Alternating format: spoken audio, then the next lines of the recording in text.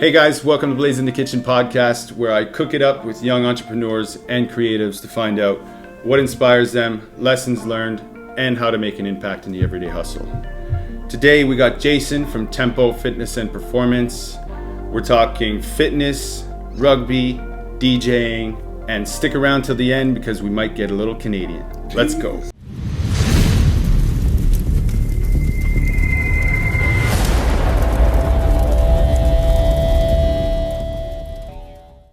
Okay, so, hey guys, Blaisinthekitchen podcast, episode 7, Jason Chuck from TempoFitness Performance. I'm going to put up his handle here.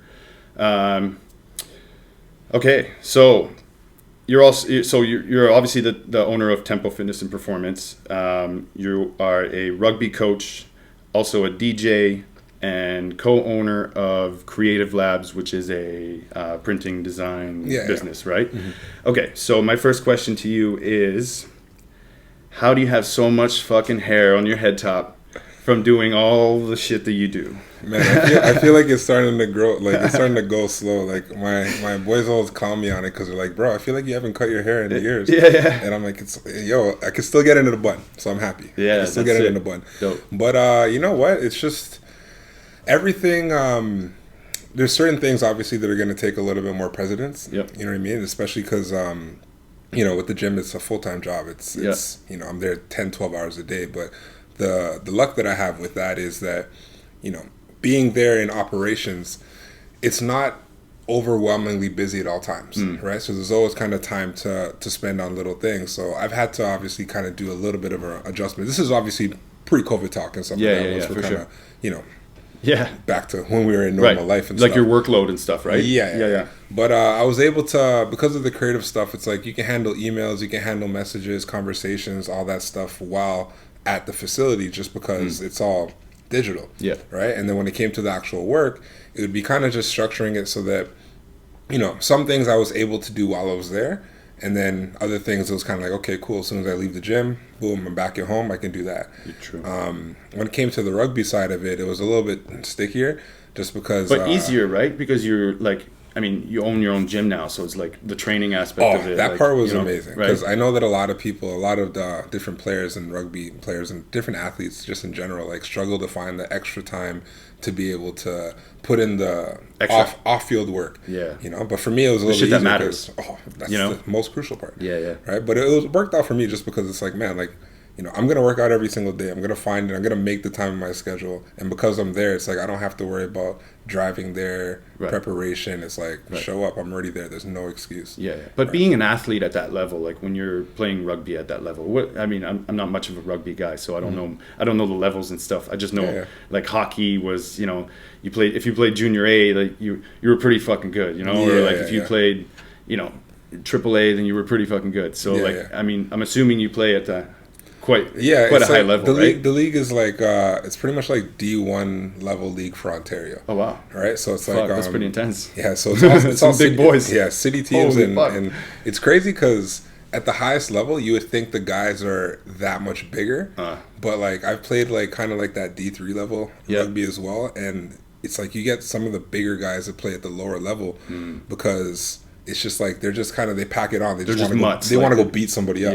right? But they don't have the same finesse, or they might not have the same. They don't play the game as fast. Gotcha. And like the higher level, it's like a much faster game. Gotcha. So it's like you might have to make a tackle, get up quick, go make another tackle. So the level of fitness is a lot higher. Gotcha. So you have a lot more athletes that are. Don't get me wrong. Just because they're not huge, like they're still solid. The power's there, right? And you're still gonna find the hybrids, right? That are just 6'4", 240, and can run. You guys get fast. many Samoans in your league? There's sometimes you'll get some imports that come down. Oh, wow. Just because the seasons like they are get drafted and brought over. So all the clubs, especially like the higher level, like the D1 level, like there's always funding and stuff like that they have where they're able to like bring down imports from different places. So like you'll get like the last team I was playing with for D1 was Markham Irish. Okay. And like they fly down some Irish guys sometimes. No shit. Oh yeah, like those guys are badass some motherfuckers. Guys, bro. You know how Irish guys are. Yeah. You can't mess with them in the bar. Like they're the last ones you want to kind of pick a fight with. That's crazy, man. So Djing, I know it's been obviously you know, really tough to get gigs right now, obviously during COVID and stuff. But when did you start DJing? Because I remember you had your little, it was like your little it was like a laptop basically with like little wheels on it. What year was that, bro? Like that was what, 2013? So when we met, that was like promotion times. Yeah, right. That was literally, I think, the year before I started DJing. Okay, right. Oh yeah, because it would have been within the same timeline. Yeah. So like we were still doing the same. Like I kind of overlapped it a little bit. Yeah. So I started actually getting out there with the DJing side of it while we were kind of like still doing our marketing side. Saturday nights, Orange Room was your first gig, right? Yeah. Like the club wise, yeah. Yeah, like at the bottom of Government, right? Yeah. Fuck, That's man. back when Government was the shit, bro. Like I remember, like just to kind of say that you were playing at Government, 100% was like all you needed for club. That's dope. You know, so like even like now, it's like whenever I kind of get into conversations with random DJs that have been in the game for however long, it's like, oh, like I've been DJing for like a decade, and they're like, oh, like where'd you play? And like I always have to toss Government because like, as soon as you say that, people are like, oh shit, like you were actually like legit. Yeah. Right? It's like the street cred. Yeah, it's literally the street cred because like nowadays it's like, you know, anybody in like I've been a resident at Anco, for instance, for like the last like 3-4 years, but like sometimes there's events and timelines where you get guys that come in and play and it's like these are not DJs sometimes, right? And it happens at every venue, right? But it's like they're just kind of like the guy's friend type of thing. Like, you know what I mean? And it happens at multiple venues, and not to in no way like a no diss, negative. Yeah. Oh, Anco's my family. Yeah. But it's just one of those things where it's like it's hard sometimes to know who was credible versus who wasn't. You know what I mean? Because now people can just tie it to their name and be like, oh yeah, I've played here and I've played there, but it's like, did you really play there? You know what I mean? Or it's like, okay, like, you know, I could show up at a random place. Show your receipts. You know what I'm saying? You gotta where your statements. You know what I'm saying? Your receipts. Where your invoices. Yeah. You know what I'm saying? It's facts, facts. But you know how it goes. Yeah, no, for sure. But so you're still DJing. You got your whole setup at the condo. You're ready to go anytime. Like you've been doing Twitch and Zoom parties type of thing. So I was doing Twitch in the summertime last year. I did my Sangria Sundays. Okay, yeah. So it was pretty much like all island vibes. It was pretty much like 2 hours a Sunday. It was basically started as me making pictures of sangria, getting totally fucked up. You have like a shirt that's like, I got a whole Inception thing going on with those. I'm gonna bring up the photo that I'm talking about with the shirt. It's like him in the shirt, the exact same pose, right? So it started with a picture of me wearing a shirt that said Sangrias, and then it was a picture of that picture on the shirt. And then a picture of that picture on the shirt. And it's literally like gridded out fully. Definitely got to pull that one up after. Oh my God, that's funny, bro. Yeah, but like it started with Twitch and everything, and I was kind of doing that, and I kind of stopped the whole online DJing for a minute. Why?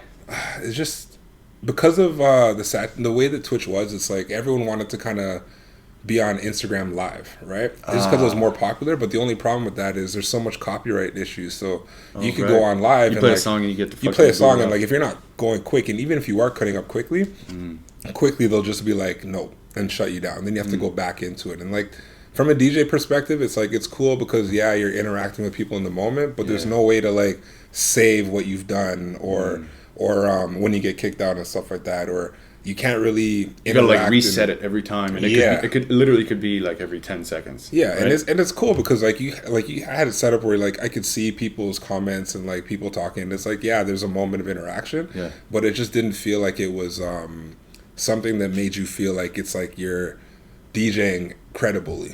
You know what I mean? Twitch was kind of an option.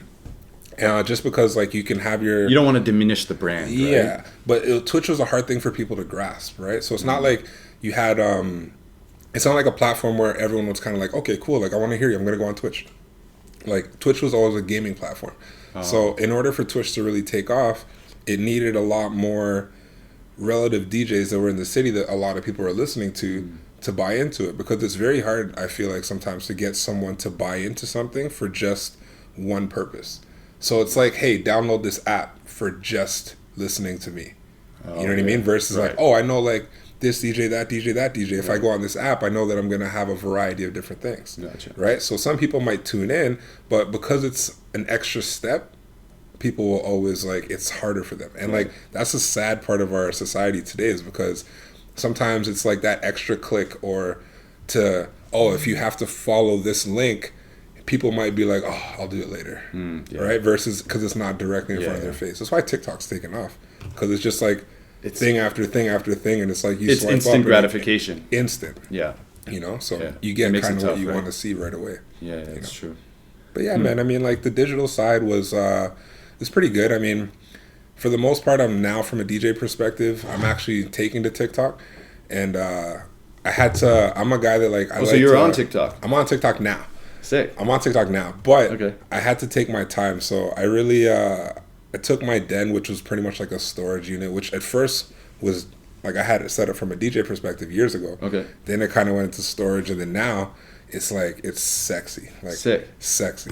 Put some work into it, sexy. Okay. Like repainted it, put up like vinyl decals, nice. Paintings everywhere, neon signs, LEDs. Like sweet. I customize my turntables and everything now too. So I made the room visually appealing, and now it's just bringing the concepts to life. Cool. So I'm trying to kind of stick to the today's market principles and stuff like that. So you're aiming towards doing more digital DJing type of thing. Yeah, and the thing is, that's the whole mindset behind the den. Well, just for the den, right? I mean, it's still set up in a way where I'm there to create my projects, because I want to still put out projects to the listeners that I've had for over the years. That I have people that hit me up all the time. They're like, "Yo, I'm still listening to this mix that you made in like 2012." You know what I mean? But like.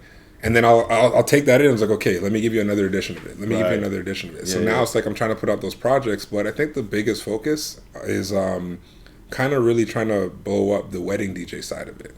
Not the melody.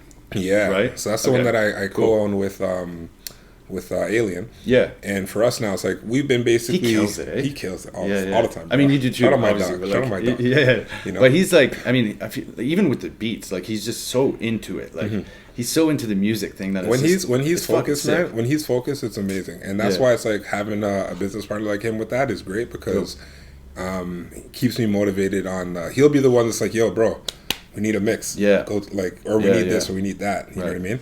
So for the most part, it's like it's dope because growing up the way that we did and being in the nightlife from those young 20-year-old age like lifestyle.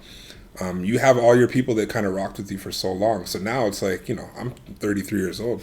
So it's like, there's my age. There you guys have it. It's out there. But 88. Yeah, 88. It's a good year. So, 33 years old, it's like all my friends and peers and people I know are getting married.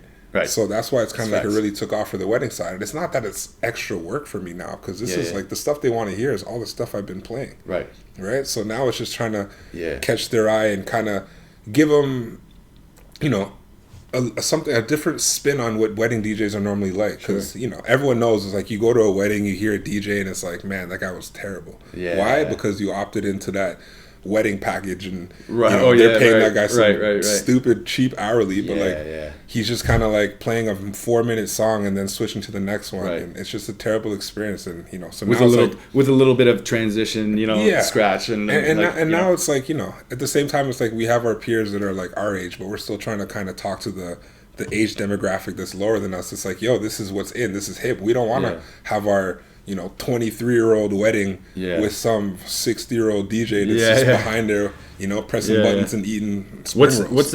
What's the main song you would get a request for at a wedding? Cha-Cha Slide.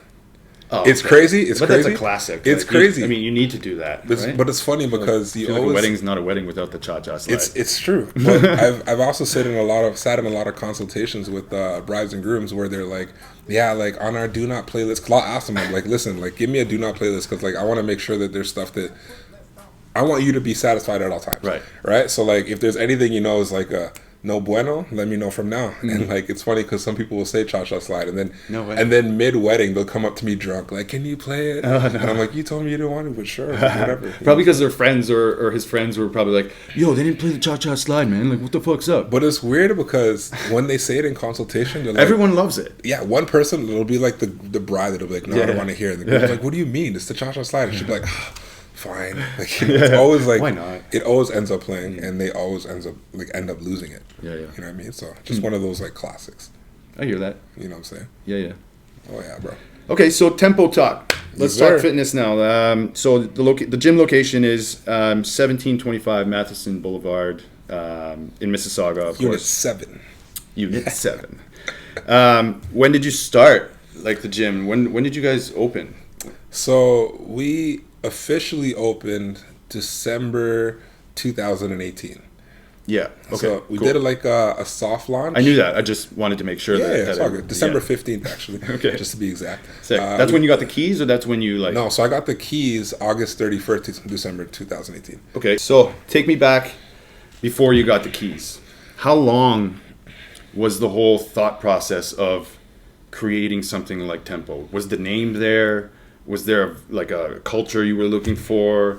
Like, how long was it how long did it take you to actually get to the point where you first thought about it, to when you got the keys, to when you started putting fucking floors down? Well, how long do we have? I'm just kidding. But it's crazy because there's two different ways to think about like the length of time, right? Mm-hmm. Because the first way was starting as a personal trainer back in the day, during the timeline that we met, because I was in the clubs at the same time when I was personal training. See, I didn't even know you did personal training when we were working together. For real, eh? Yeah. Yeah. I just thought we were like the drinking buddies, you know? Like, I didn't even realize. I had a whole nother life. Yeah, that's crazy.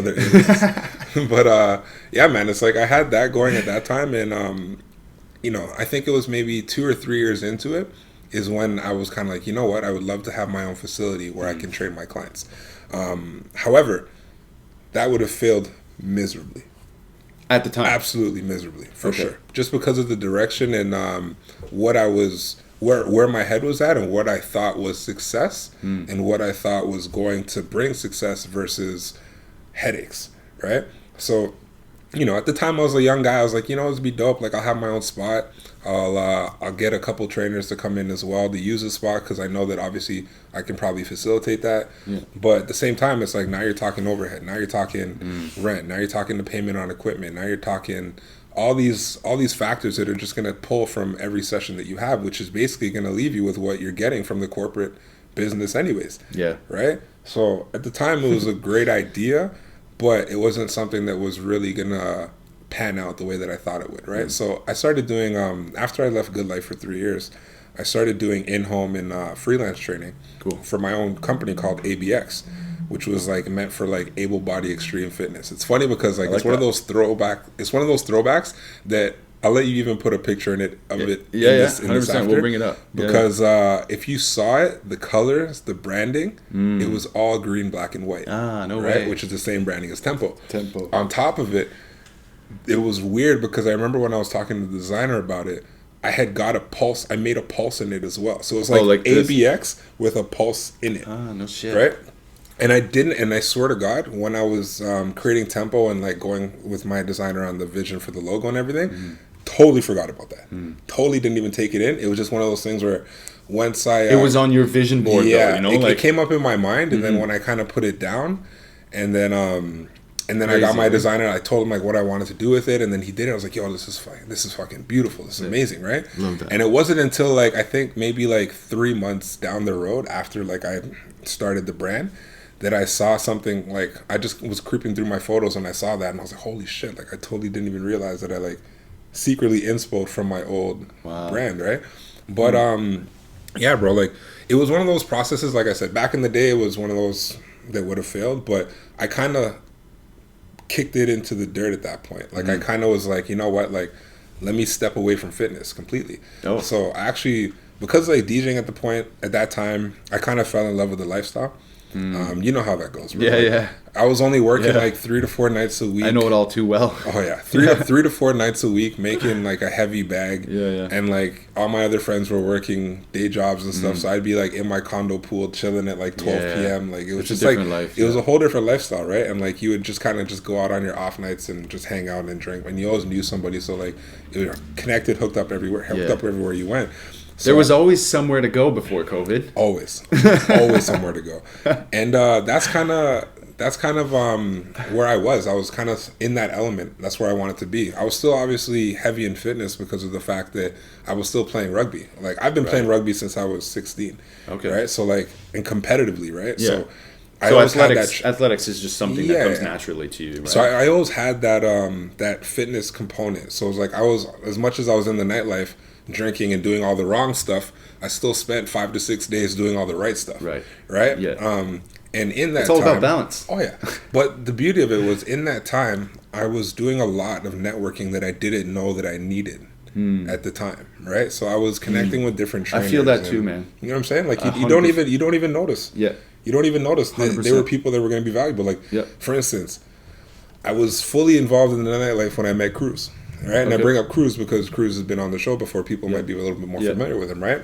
Cruz is one of the first trainers I had at Tempo. Oh, no way. You know what I'm saying? Okay. Cruz is on the building right now. Oh yeah, that's right. If you go to Tempo right now and you see the actual outsides, Cruz is on the building. Like so, it's like little connections like that came from it. But my vision with Tempo when opening it up was not to take a place for me to be a personal trainer. That ship has sailed in my eyes. Cool. I still have the education, I still have the knowledge in order to do so. You still have clients though? I still have clients, yes. But like I'm not like focusing on like this is my personal training place. True. This is more so my gym that is a place where personal trainers can run their business and like-minded athletes like myself can come in and do their thing without thinking, man, I wish I was somewhere that had something else.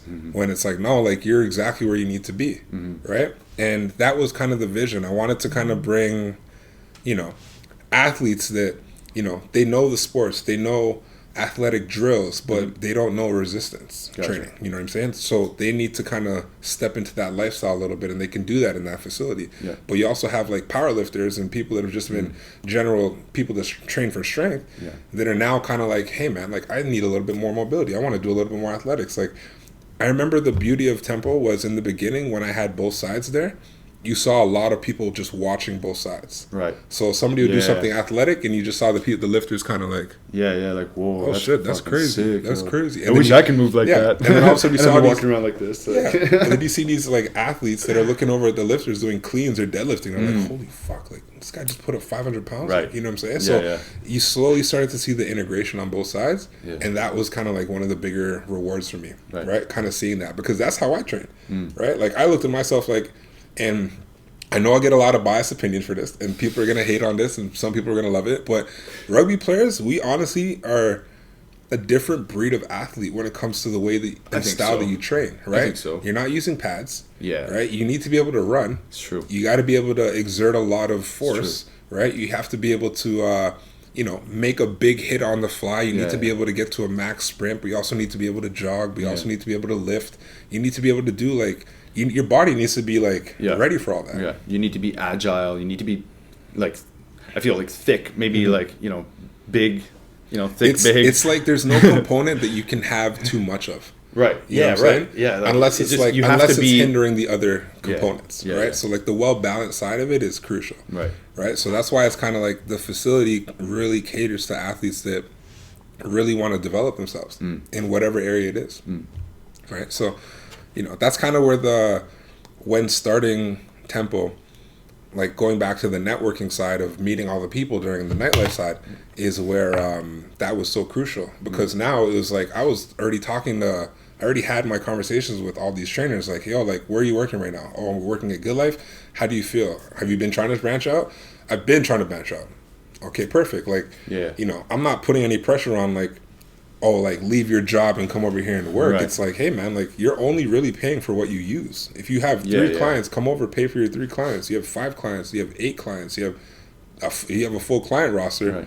Now you're just paying a monthly retainer. You know what I'm saying? So that's it. From that side, from the personal trainer side and the networking side, I feel like you guys made it really easy for them though, like over a Tempo. You guys made it super easy for them to just say, okay, this is a no-brainer for me to just come here. Yeah. Because if you max out your clients, right? I don't know the deal. So, but if the way you guys have it structured is pretty dope from what I hear, anyways. Yeah, it's like it's because I was there, right? And I played that side. I'm not coming in from like I've been working corporate my whole life, and you know what? Numbers got to add up. I don't care if they're doing this. It needs to be this much, and the revenue needs to be this much. Like this is the best way I explain it to trainers, right? It's like in most corporate places, you have your CEO, you have your board of directors, right? You have Under that, it's like you have your regional district managers, all them other people, you have your managers. Everyone's got to eat. And they all get piece of whatever's coming out of the bottom line, right? Or sorry, from the general customer purchase, earnings, right? So it's like there's all percentages that go up and go up and go up. I'm like, man, like this is me owning the spot. Like you don't have to like go talk. I'm not gonna tell you, oh, go talk to HR, go talk to management, go talk to this person, and go talk to Kilo. If it goes from this, it goes to that. Like, no, it's like talk to me. At the end of the day, it's like there's trainers out there making more money than I am, right? Like easily, because at the end of the day, it's like they run their business the way that they do, right? And they're able to bring in X amount of clients and just service them at the way they want. And what I find that's beautiful about that is we have a great culture of members, personal trainers, and just like community, right? And the big thing with the personal trainers that I love is that it's such a good vibe when you go in there. I fucking love it. It's Temple, man. I know, I fucking love it. But one of the beauties of it is that from the trainer's perspective now, it's like at most corporate places, you have a trainer that is making a fraction of what's being actually charged. So they kind of look at it like, oh, well, I'm going to give you the service. They're kicking the can a little bit. I'm going to give you the service of what I'm getting paid for, not taking in what you're paying for. You could be spending $70. I'm getting $25. I'm giving you $25 service. Right. Versus the $70 that you're paying for. Right now, it's like, you come into Temple, you're going to see trainers that know each other. They talk, they shoot the shit. Like everything's cool. However, everyone still understands that everyone's running their own business. Right. So there's always that respect. For sure. Right. So if I'm a trainer and like I know my client's mad cool, and they're cool that like I have like a little mini conversation with you while we're training because they're integrated too, it's cool. Right. But everyone knows that like if I'm training my client, this is like my client, respect my time, respect my space. Right. And that's what's beautiful about it. We haven't had any headaches. There's no issues with that stuff. It's like nobody is ever kind of like, talk to me. Like, you know what I'm saying? Like it's weird. But that's just kind of how it is. It's culture, right? Yeah, that's it. I feel like a lot of businesses are now, you know, and it's amazing that you guys had figured that out from the jump. But culture is such a huge part of success in a business, I think now, especially in 2020 and 2021 now. But, you know, once everything opens up again, culture, TempoFitness Performance, it's there.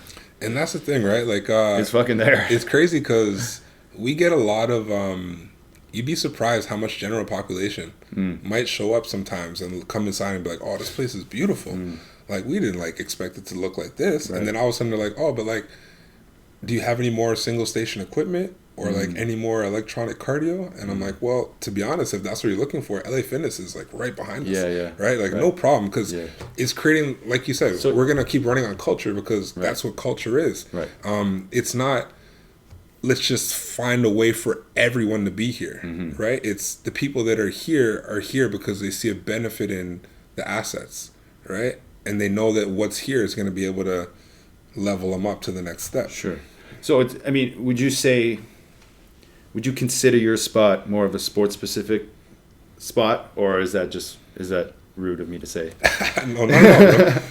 To be honest, it's crazy because one of the visions I had from it before was to kind of have it as that known rugby spot, right? Just because we do have a pretty large community of rugby players that come like from different clubs and different teams and stuff like that are all there. And I run rugby programs there as well, like, you know. That's amazing. When we're actually active and stuff like that in the wintertime, in the off-season timeline. Right. So I would say, yes, we are considered more sports-specific, and there's definitely no offense in that term, because it's like that's the best way, technically, you can put the type of facility it is when you cater to all different angles, because sport as it is covered in so many different aspects. Sure. Right? You need to lift. You need to run. You need power, agility. 100%. You know what I mean? You need to work on your plyometrics. Like all those different elements are still considered in sports. So sports specific, that's a compliment. Right. Yeah, no, I bet. Yeah, for sure. Yeah, and especially for me, like, I mean, when you guys reopened and stuff like that, because I have been getting more and more serious about golf and stuff, you know, like golf. Oh, man, got the putter. Putter at the corner over here. So golf for me and golf fitness has become a huge thing, right? So to have a spot like yours where I could come in and get the heavy weights, and then I could also get the plyo stuff in, and you know, there's just so much variety there for sports specific shit that it's got everything I need. You know, I'm an ex-hockey player, so it's a no-brainer for me. Yeah, man. And if you wanted to bring in like some little golf clubs and stuff like that to actually do like in between like swings and stuff like that, so that you're kind of going through your full mechanics, like we have athletes that do that sometimes, right? Like they might be a baseball player, bring a bat, right? Just because it's like you're not going out there out here just purging people. You're not fucking ripping balls. But like it's like between sets, it's like you might be on the cables doing like twists and stuff like that, and all of a sudden now it's like you grab the bat. It's like, okay, that does feel good, right? So little things like that. We always want to make sure that the athletes or the athletes or whoever you are, what you're doing, you're gonna maximize on that, right? Yeah, no, for sure. So, what are some of the biggest lessons you think you've learned as a gym owner in 2020 or 2021? I think it's crazy because you hear it from a lot of different people about like online and just the way that things are moving for online. I think that one of the bigger things to think about from the gym owning perspective is just how can you adapt and how can you adjust. It's a little tricky because with the cards that we're all being dealt right now, with the way that the regulations are and stuff like that from the government, a lot of it is giving you pretty much no opportunity aside from if you have the opportunity to do something via strictly online. But from a facility standpoint, like the government's pretty much just found every balloon, grabbed their pin and just started popping, right? Because at the same time, it's like they're not giving you, there's no, small number of restrictions, no any of that. It's only really, it's literally just locked. Yeah, it's really only professional athletes that have that sort of a bly, right? Yeah. Or like physio and stuff like that they get by. But I think that it's huge because it's really only the places that have the type of clientele for group training that can really succeed. Because it's tough, right? Like all the personal trainers that are doing strictly online class or online one-on-ones, it's like they don't necessarily have equipment, right? For us now, it's like we've made adjustments. We've done equipment rentals. We've done, I've gone into equipment sales, right, through like different suppliers and stuff like that, just to try to get the community, the members, clients, different things like that with some equipment at home so that they can actually follow suit. Because, I'm not saying anything about bodyweight training. I have a class tonight that for the most part is 90% bodyweight and everyone's going to get their ass whooped. Oh, yeah, for sure. Yeah. But at the same time, you can get a good body weight workout. It just depends on what you're trying to do, right? For somebody that's trying to really build and gain some size and stuff like that, it's like you do need some resistance, right? So it's like just trying to get what you can, and like it's not the most optimal to be just grabbing rice bags and tossing them over your shoulder. Like I've done classes before where I've had like some kids grabbing laundry detergents, like the liquid laundry detergents, and doing flies with it and stuff like that, which is sick, and it's dope to see the commitment that people have. Right. But it's also tough because it's like it's not realistic. You know what I mean? So lessons would definitely be saying that like you have to try to find ways that you can also be successful remotely. I hear that. Do you guys have an app? You guys have an app, no? So we have an app through our POS system, which is Wellness Living. Okay. So people would download. That's where you like, register and. Yeah. So people would download the Wellness Living app. They'd be able to, they have their profile and everything there. Cool. You can book into classes from the app.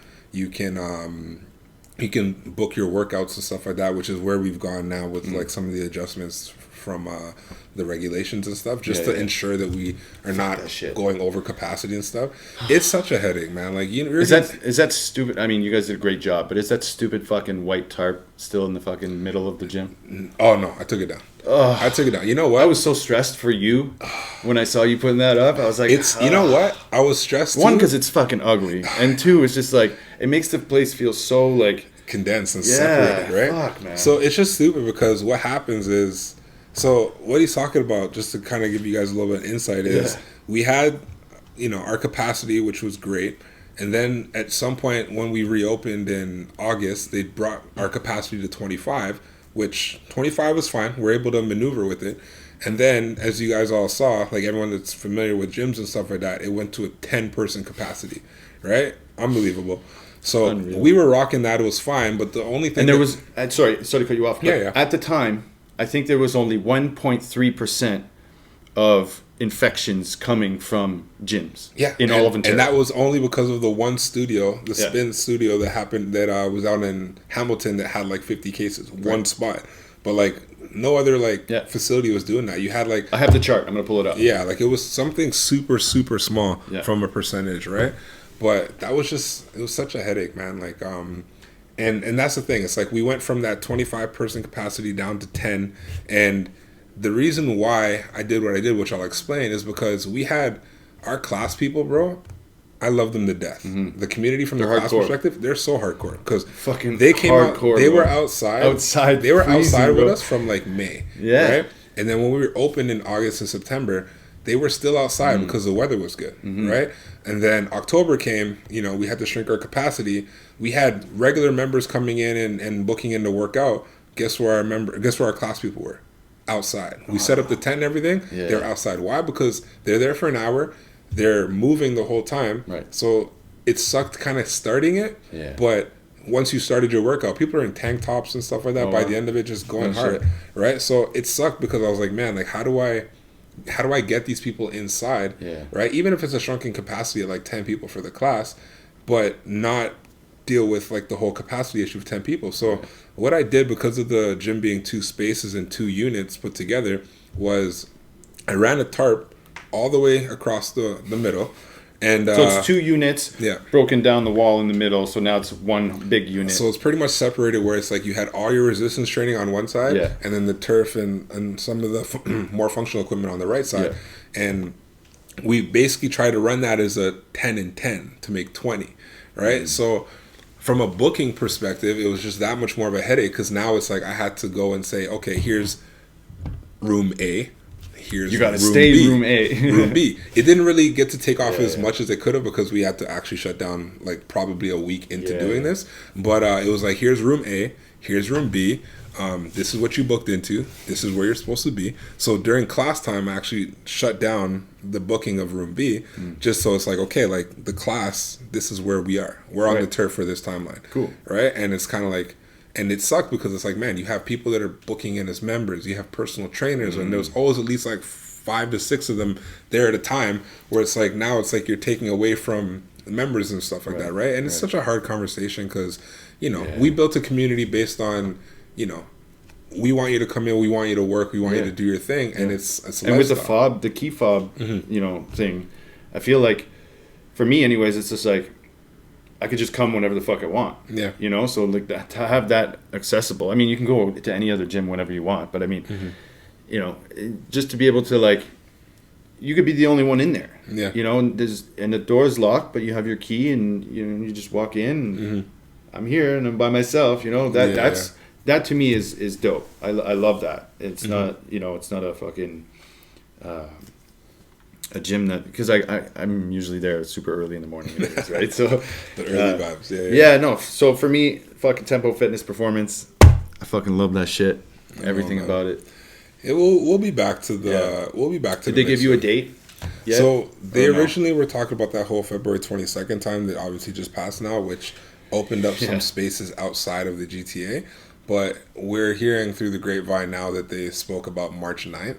Oh. But for me, I've learned at this point not to get excited about anything that's been spoken about from the government. Sure. Because they've spoke about, as all business owners can probably attest, they spoke about loans, they spoke about all these other things that take 3 months to roll out. Yeah. Where you're collecting debt for 3 months before you have an option of actually finally getting some money from them. And then once you pay it off, then you're in debt because you got to pay off the loan.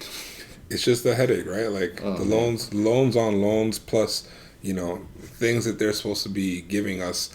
I feel like it's almost like a government play where it's like, man, like, oh yeah, we're going to give you money. Don't worry. We're just going to wait 3 months and see if you survive another 3 months. And if you do, we'll give you the money, where now you're in a deeper hole because your next 3 months are just going to be delayed as well for whatever else we're going to give you. Right. You know what I'm saying? So just like that never-ending loophole. But I just learned not to get excited about it and just kind of wait till everything's official.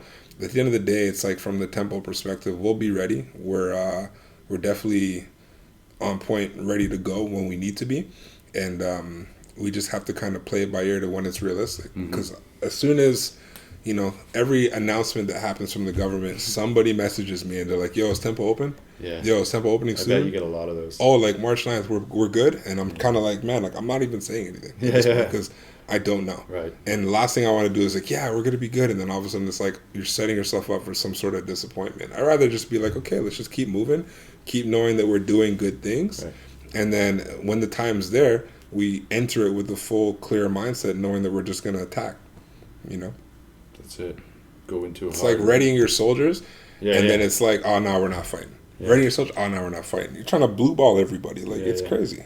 And eventually you explode. That's why it's like, man, like, I'm just going to sit there, put my equipment and my gear to the right, and then I just wait. And then it's like, oh, it's time to battle? All right, strap up, let's go. Let's do it. Yeah. Yeah, man. No, I hear that. So all that said, very quickly, before we get into maple syrup, what inspires you to keep going, man? Like, I mean, like you just said, you've had closure after closure after closure after closure after closure, and it's just like you were meeting all these requirements and this and that. Like, what inspires you to keep going, man? Nothing worth having comes easy, right? Facts. So it's like, I feel like it's all a test, right? And at the end of the day, somebody else did. Somebody else passed. Yeah. Right? Somebody else made it. Yeah. Right? But it's true. Why when the first curveball comes, is it time to lay down? Right? Why when the next curveball comes, is it time to lay down? Like, at what point? It's like, if there's an option and a chance, don't you take it? Look at people that play the lottery, right? It's like they didn't win, but they go back because they're like, there's a chance. Yeah. I'm not saying that that's the thing to do, because your odds are a little bit different, right? But it's like there's always going to be a way. And I think that as long as there's people in life, people around you, people that you listen to, podcasts, whatever it is, that is inspirational, where people are kind of letting you know that, like, hey, like, this sucks. Things are going to suck, right? Sometimes people suck, right? But there's always going to be an opportunity for you to do something. It's like, why settle, right? I've seen myself in the settling perspective. I don't like it. I've seen myself literally like sit there, do absolutely nothing, clear my head completely, not focus on anything, and just watch the path and the spiral that it takes, right? No regrets, just lessons learned, right? You know what I'm saying? And it's like, at that point, it's kind of like, man, like, if there's an opportunity, even a shred of hope, I'm going to take it. Yeah. I'm going to go for it. Facts. Because at the end of the day, it's like, that's what builds an entrepreneur, though. Yeah. Like, and it's never supposed to be easy. Like, you know what? There's people out there that have gotten like their meal tickets. Oh yeah. There's people out there that got their meal tickets and like they've taken them and like, sure, they're doing big things, but they're never going to really appreciate how it happened. Right. Right? For sure. Like, bro, like, you got to go through some losses to really know where you're at in life, I mean, it obviously humbles you along the way, right? Mm-hmm. Which is even greater when you get there, because you're even more humble than you were when you were super hungry for it. I'm not saying that you're not still super hungry for it, but now you're more humble about it. You can really take it in. I find that the more, for me at least, the more that I'm able to put into it is the more I'm gonna never let it go. Right. So for instance, when it comes to Tempo, like, a lot of people think like, oh, because of the way that it's set up, like, yo, I was in there 12 hours a day from the Keys, right? I was Dippy's wedding. I DJ'd down in Mexico, and like, I paid to come back 2 days earlier after doing all the wedding stuff to be in the gym to do that much more work. That's right. You know what I'm saying? So it's like, you were getting plumbing done or something like that. Buddy, I helped the plumber. Yeah. I helped the electrician. I literally hung the lights illegal stuff I wasn't supposed to be doing, driving the lifts and stuff like that, no straps, no nothing, standing on the top of it, painting the ceilings, painting the walls, like everything by hand, you know what I'm saying? Where started from the bottom. Literally, right? Where you can look at it and be like, okay, like this is not something I'm going to give up on because look how much time I put. If it was like, that's why like I feel like a lot of corporate businesses, they can kind of just be like, whatever. Because it's like, it's all money play, right? It's like, I paid for this to happen. I spent, call it $150,000. Somebody could be like, I spent $150K on all these things to happen, and okay, I guess I lost some money, right? It's like, no, like I bet you if you spent $50K and put in some time and effort, you'd probably care that much more than losing $150 just because of the fact that you're looking at it like, my hands got dirty doing this, right? So I feel like for all those businesses, all the things that I might have going on, the more that you put into it, is the more you're going to be like, man, like there's no way I'm going to let this drop, right? I'm just going to have to adapt. I'm going to have to innovate. I'm going to have to adjust, right? I just personally can't wait till, I know the Tempo is your baby and that spot is your baby, but I know at some point or another, the evolution of Tempo is going to come. And I'm just so excited for that because it's just going to be like, your way of thinking and now you can truly say that with owning a gym, you've done it all, from personal training to fucking plumbing, flooring. Trust me.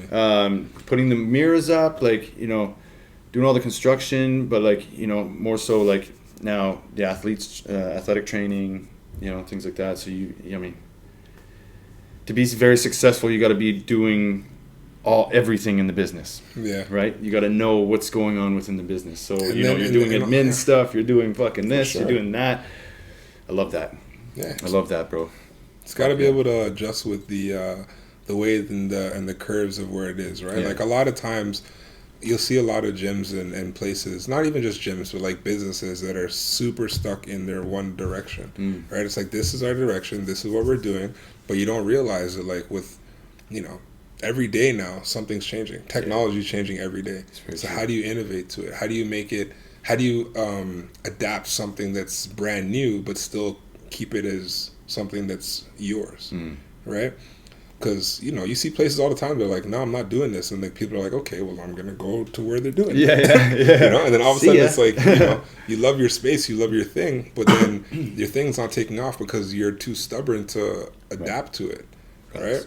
Like if this was just like I'm not gonna lie, like I ask trainers, I have conversations with some of my trainers, I'm like, yo, like what do you think we need? You know what I'm saying? Like what do you think but that's part of the culture. Like that all goes back to the you talking about the culture and how the gym operates and how it's like family vibes there. You know? Yeah. It's like very, very chill vibes there. It's culture. It's culture, man. And that's one thing that like no matter what you're doing, it's like you gotta create it. Yeah. Yeah. Because it's super important. Big time. Okay, so last thing, couple hot seat questions for you. So anybody that knows you knows that you love two things. My shit. There's two things that you really love, and one of those is rugby. Yes. And the other one is maple syrup. Correct. I hope you didn't give me nothing too hard, eh? No. A shot of syrup is a lot of sugar. Yeah. Okay, so I ain't never done a full shot. There's 3 shots. 3. There's 3 shots, 3 questions. We're doing one of those for you. Is it a cheers? We're doing 1 ounce shots. Jesus Christ! If you get it right, I have to drink it. Ooh. If you get it wrong, spicy. You have to drink it. I don't like how you made the questions. I wish this came off the internet or something, because now I feel like this is he's gonna give me like the, all right, how do you spell supercalifragilisticexpialidocious? How many letters is that? Oh, you're wrong? Sip it. Okay, so question 1. These are all fitness related, obviously. Like we have Google ready. We're trying to keep things fitness related. So question 1. All right. Which of the following proves to yield the greatest benefit in improving one's bone density? Is it A, swimming, B, cycling, or C, strength training? Bone density. Yeah. Ooh, I know it's not cycling because that'll deteriorate your shit. I want to say That'll probably fuck up your knees. Yeah, I want to say swimming because it's very functional. However, resistance training I feel like is gonna fuck you up too. Swimming. What? The answer is strength training. Oh my god. Yeah. I thought I was thinking the compression of all the. I thought you were gonna get it right there for a second. This is me. You gotta drink up. Fresh 100% maple syrup from Canada. Oh, you know what? It's terrible because it's a shot of it, but it's so good because it's 100%. If that was Aunt Jemima, that might be tougher. Yeah, no, this is 100% Woo! maple syrup. Oh, Grade A. Look, it says Canada grade A. Oh, that's so good. I don't think I can. I got you the good stuff, bro. After I take, if I have to I got take you the another, good stuff because I knew you were gonna get these answers wrong. If I have to take another shot, I can't eat lunch. You know, I'm gonna be over my calories for the Okay. Question 2, I think, is a little bit easier for you. Oh, thank God. What's another word for increase in muscle size? A, is it gains? B, hypertrophy? Or C, bulking? Increasing muscle size? Yes. I want to say that, like, obviously I know hypertrophy. However, I feel like gains and bulking work. Is there no all the above? Like, there's no all the above? No, but the actual answer is hypertrophy. Which is what I chose. Yeah. I just wanted to tell you, make sure. You can't be throwing out things that I know it's nice, right? It's spicy. That's thick. It's thick. Yeah. It's beautiful. Oh, that's actually not bad. I'm about to go home and make protein pancakes. And just have them dry? Yeah. Without syrup? I already got the syrup. I'm good. I'm straight. Question number 3. I told you number 2 was going to be easy. You did? Oh, yeah. You got that. Yeah, but it wasn't because at the same time, gross. I would have said all the above because it's like, what's true. Increasing your muscles? It's true. Gains. I kind of fucked myself on that one. Yeah, you did. Technically, I would have made you drink that regardless. So it worked out. So question 3, approximately how much of your body weight is muscle? Is it A, 10%, B, 40%, or C, 60%? Are we talking about me? Or are we talking about The average person, I guess. 40? Damn it. Sip up, buddy. You know most of your body is water. Come on now. Well, there you have it, guys. I mean, obviously those questions were going to be easy. This guy's a fitness guy. So there you have it, guys. Make sure you guys subscribe. Make sure you guys hit the bell. Make sure you guys give us a thumbs up. Jason from Tempo Fitness Performance. Thanks for watching, guys. Peace. Peace.